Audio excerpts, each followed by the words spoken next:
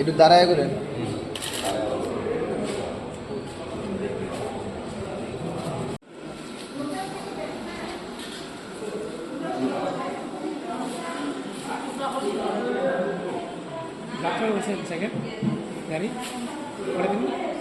আমি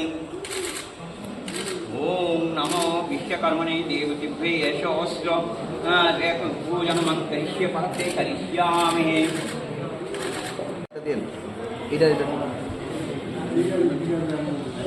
এটা মাথাটা একটু নিয়ে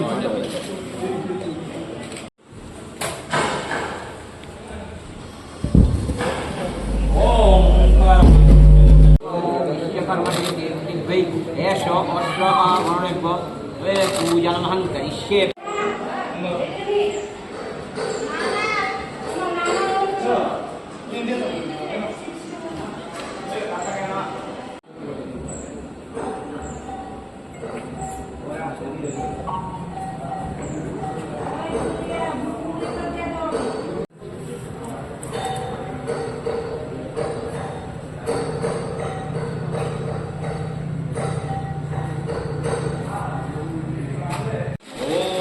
दक्षकालो महा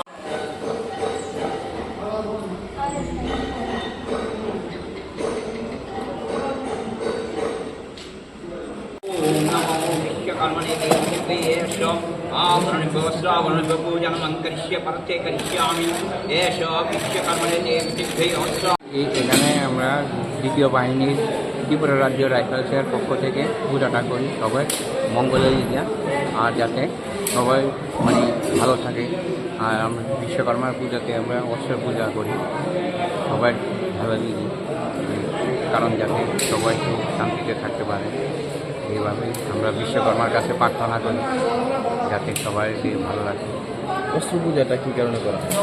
অস্ত্র পূজাটা আমরা নিজেরা সবাই মিলে করি যে যাতে কোনো দিকে যাতে কোনো না হয়, অঘটন না ঘটে, যাতে সুন্দরভাবে থাকে, তার জন্য আমরা এই যে মূলত আজকে আপনাদের এখানে কি অনুষ্ঠান, কী পুজো, যদি বিস্তারিত বলেন এবং কেন অস্ত্র পূজা করা হয়? আমাদের প্রতি বছরের নেই এবছরও আমরা বিশ্বকর্মা পূজার ভর্তি হয়েছি। এটা প্রতি বছরই হয়ে থাকে আমাদের বাহিনীতে। সাথে পূজার সাথে আমাদের অস্ত্র পূজাও হয়। তারপর আমাদের বিভিন্ন গাড়ি যে ভেহিকেলস আছে সেগুলোরও পূজা হয়। মতলব যন্ত্রাংশ যেগুলো আছে বাহিনীর মধ্যে সেই সব যন্ত্রাংশের পূজা হয়।